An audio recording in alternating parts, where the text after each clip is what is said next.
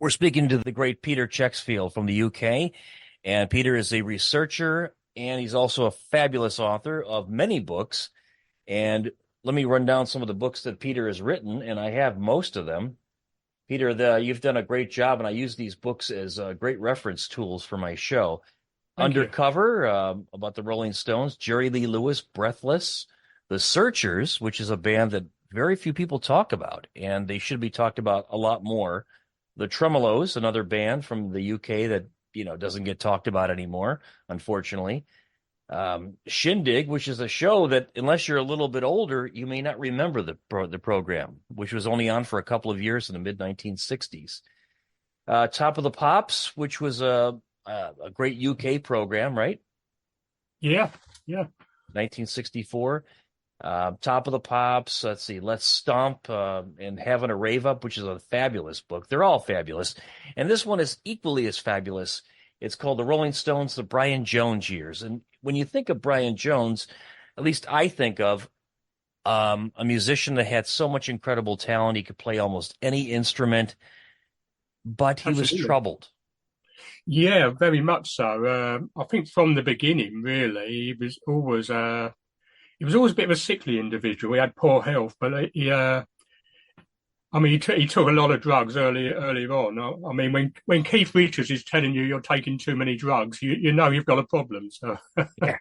so, yeah, and I think he suffered from paranoia even without the drugs, really. And but yeah, he was a brilliant musician. Uh, I mean, by around about 1965, he got a bit bored playing guitar, which should have really mattered. You know, if that was the Beatles, that would be terrible. But instead, he picked up the sitar and he started playing organ and he started playing recorder like on Ruby Tuesday and dulcimer on Lady Jane. So he was so adaptable. You know, it actually helped that he got bored with the guitar and picked up all these other instruments. Peter, what about the harps or the sitar? Now he played the sitar on a couple of different songs. Was he the first one to use that in a popular recording?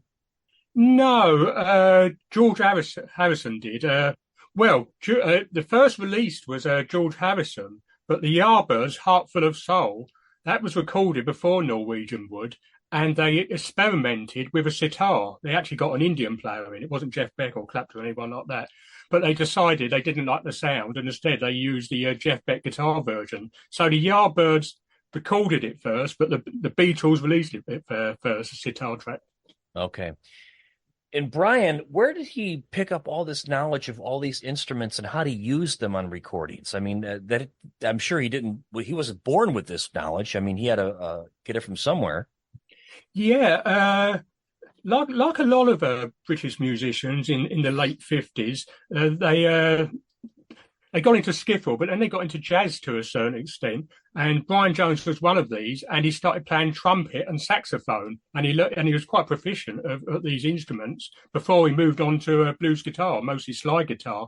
So he already had basic knowledge, and I believe he already dabbled with piano a little bit. So yeah, but where does that talent come from? Who knows? I wish I had it. Yeah, but he was able to take what talent he was given, and then he was able to take it to another level for a while. And Yeah, then, I mean, just so inventive. I mean, yeah, of course, Mick and Keith wrote the songs, and wrote some brilliant songs, certainly by 65, 66, Paint It Black and Satisfaction, Get Off My Cloud, and As Tears Go By, and Lady Jane. But Brian always came up with little bits, like on the last time, he come up with a little riff, that was Brian. And in Paint It Black, he came up with the riff on that and played sitar. And on Lady Jane, he was just so inventive. yeah, A bit like, as you mentioned, Jerry Lee Lewis, he wasn't a songwriter, but when someone's that inventive, I don't think it really matters that much. They can really make things their own and come up with different things. And Brian was like that. they could take something and then they could take it to another level. Yeah, absolutely. Absolutely. Yeah. Then, I always wondered why Brian being all these things, what happened to the dynamic of the Rolling Stones? When did it start to turn? I'm actually in the middle of reading Andrew Loog Oldham's books at the moment. I've read them before, about 15, 20 years ago. And And Andrew, first of all, let me touch on Andrew. I believe he was important to the Rolling Stones as Brian Epstein was to the Beatles. He really was, but he tends to get overlooked now, probably because Mick Jagger doesn't get along with him these days. But anyway, according to his books, he hated Brian from day one. And Mick and Keith, they tolerated Brian for his talent. But then he picked up all his exotic instrumentation, and then by 1968 they was going back to basics more, and there was no room for the sitar and the recorder so much. They were doing things like the Beggars Banquet album, Jumping Jack Flash, and Sympathy for the Devil, more guitar music or guitar and percussion. So, and Brian, he was he never really recovered from losing interest with the guitar, but he was also getting more and more, into substance abuse, and combined with the two, he was just getting sidelined. And it's so sad. I mean, you see footage of him now in there's a documentary on the making of Sympathy for the Devil, and in the Rolling Stones Rock and Roll Circus from 1968, and he doesn't do much. He looks cool in the clothes, but that's it. And his musical contributions really diminished. There's a lot of controversy on how he died. What do you know about very that? much so. Yeah. In my book, I try to stick to the music. I don't really go down the conspiracy theory or speculation lines, really. But yeah, there is. But I really do think, I don't know.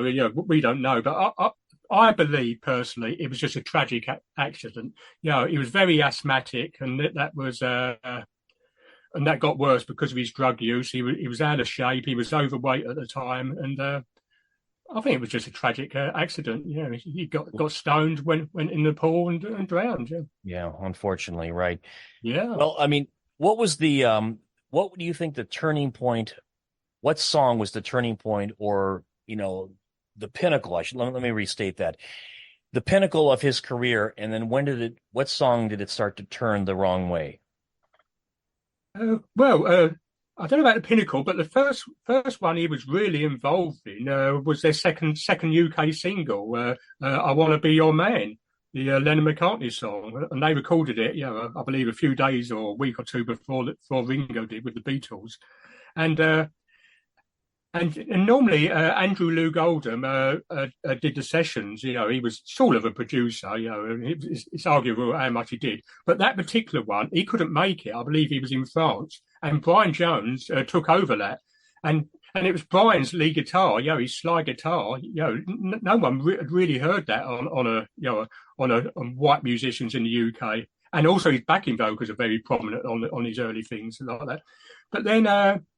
The pinnacle, really, I suppose, I don't know, Paint It Black. I mean, a lot of us have seen the cool footage on the Ed Sullivan Show where he's all in white, sitting cross-legged and playing that. I mean, it's so iconic. And, right. Even if he wasn't the first, no disrespect to the Beatles and Norwegian Wood, fantastic song, obviously fantastic group, but Paint It Black, it was just so way out there. There'd been nothing like it before. No, Paint It Black was incredible. I suppose the end really was the Beggars Banquet album. He was quite prominent on a couple of songs. On Street Fighting Man, he played a couple of Indian instruments, and I'm trying to think what else. Parachute Woman, Jigsaw Puzzle. He plays Mellotron, and there's all sort of weird noises, and that's him on the keyboard. But then after that, I mean, on Let It Bleed album, which was released after he died, he plays on two songs. I mean, Midnight Rambler, absolutely fantastic. He plays percussion on it. He doesn't play slide guitar or harmonica, as he would have a couple of years earlier. So by early '69, he wasn't doing much at all. And I can understand Mick and Keith in a way, wanted to get rid of him because they wanted to go on tour, and he was in no shape. Right, exactly. So what was the very last recording that he was actually on? It's either Midnight Rambler or another song on Let It Bleed, which Keith Richards sings, You Got the Silver. He plays, I can't remember what instrument he plays offhand without looking at my book, but some stringed instrument, but again, he's not particularly prominent.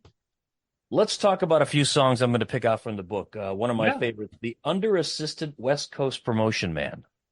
yeah, One of yeah. my favorites.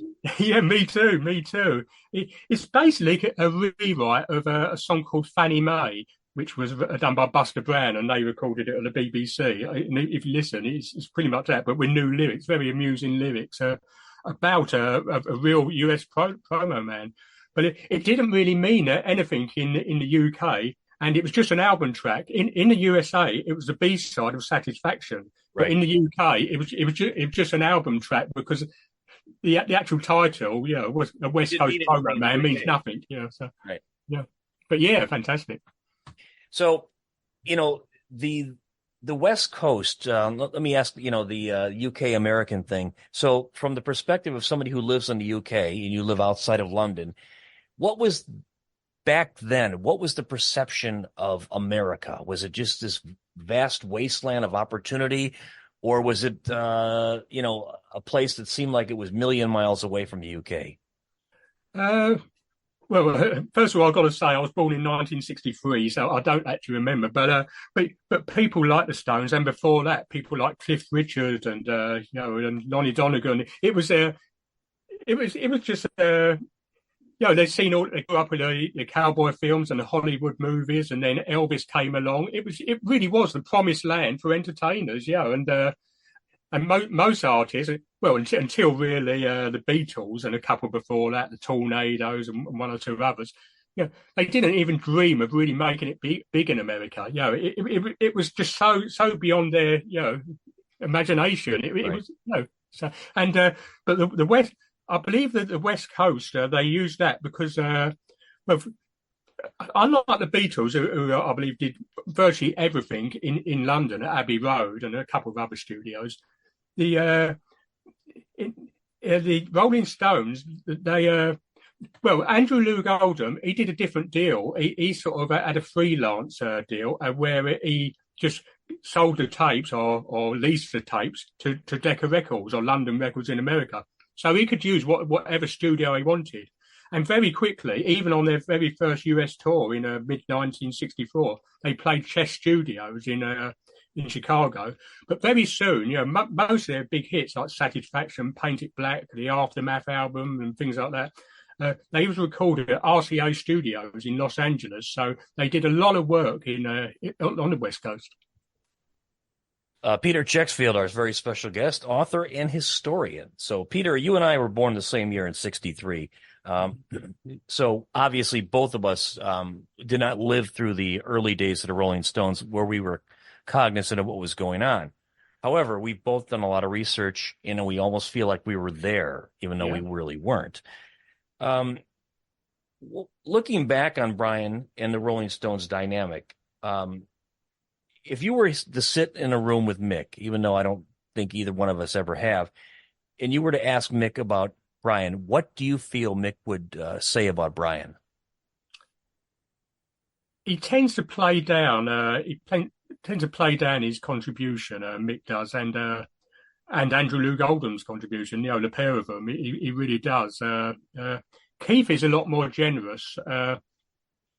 Very recently, I saw on YouTube. I saw it just a couple of days on YouTube. He was on the Howard Stern. Keith Richards on the Howard Stern show, and they got talking about Brian and they got talking about Mick and Keith's songwriting, and he said, the very early songs they were a bit embarrassing, a bit popish, and he said once we knew, and the song was the last time that we could present that to Brian Jones and Charlie Watts without being embarrassed. That's when we knew, we'd be writing good songs. So Keith tends to speak a lot more affection and don't play down his contribution quite so much. Do you feel that maybe Mick Jagger was a bit jealous? Probably, yeah, probably. For the apparently, when they did their first gigs in clubs, in the Richmond Hotel or wherever before in their pre-fame days, uh, Mick Jagger, he wasn't much of a showman. He was quite shy. He'd just stand there really, or sometimes they'd even sit down because they were blues gigs. And Brian was the first one really to start teasing the girls and even he's just shaking a tambourine to them, and I think it was mixed jealousy even then. Well, I'm not having Brian Jones upstaging me, and it sort of spurred him on. So I think there was some jealousy. Yeah, yeah. And then Mick came out of it, and of course, we know him as the Great Showman. And I happened to see him in Cleveland here recently, and I was like blown away about how much energy he still has. Amazing, yeah, yeah, Really yeah. is. And this is an impossible question to answer, but I'm going to ask it because I know that you're a historian and you will have an intelligent answer to it. Had Brian made it through the trials and tribulations that he went through and didn't drown in the pool, what do you think would have happened to him, and what do you think would have happened to the Rolling Stones as we know them? I couldn't imagine him continuing with the Rolling Stones, really. There might have been little reunions, but they moved in obviously a more rock, hard rock direction, and that wasn't really his thing. He'd already did a soundtrack for an obscure German film, which his girlfriend at the time, Anita Pallenberg, was in, and the bits I've heard of it, it's amazing. Loads of different instrumentation, and he also recorded some Moroccan musicians for an album.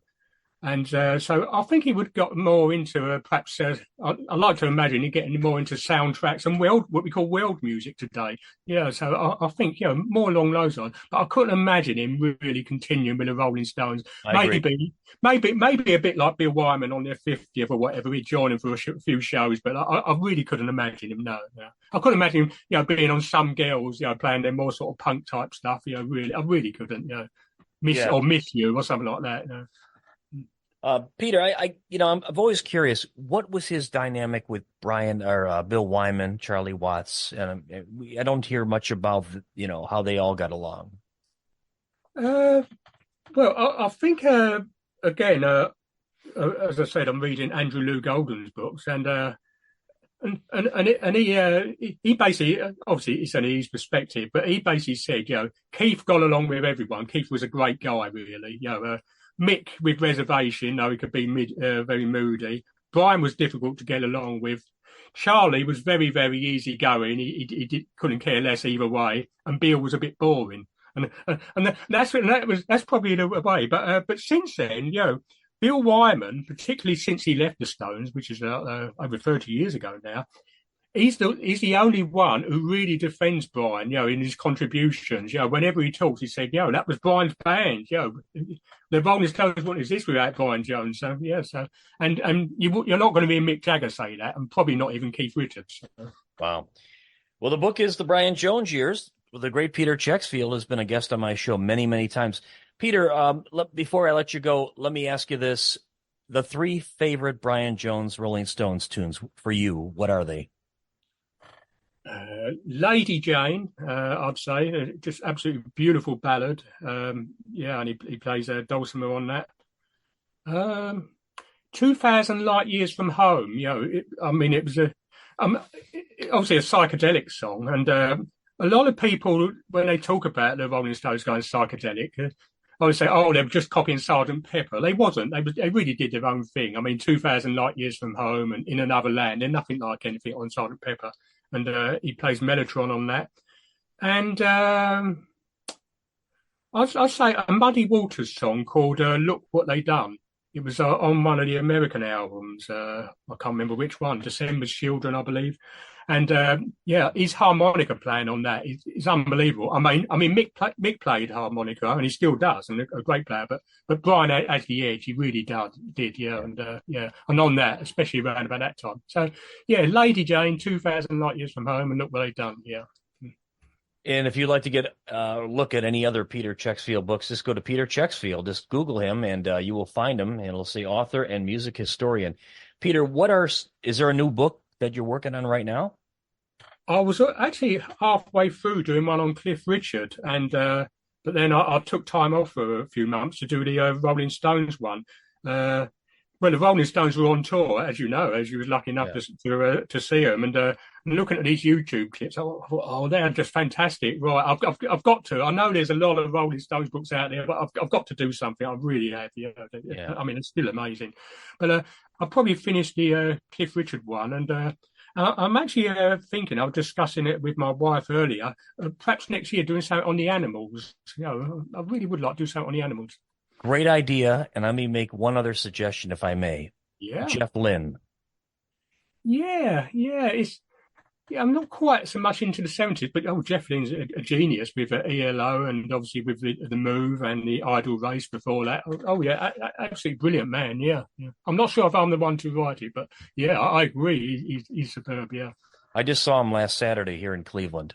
Oh, really? Yeah, And, yeah, his voice is still Jeff Lynne. I mean, it sounds great.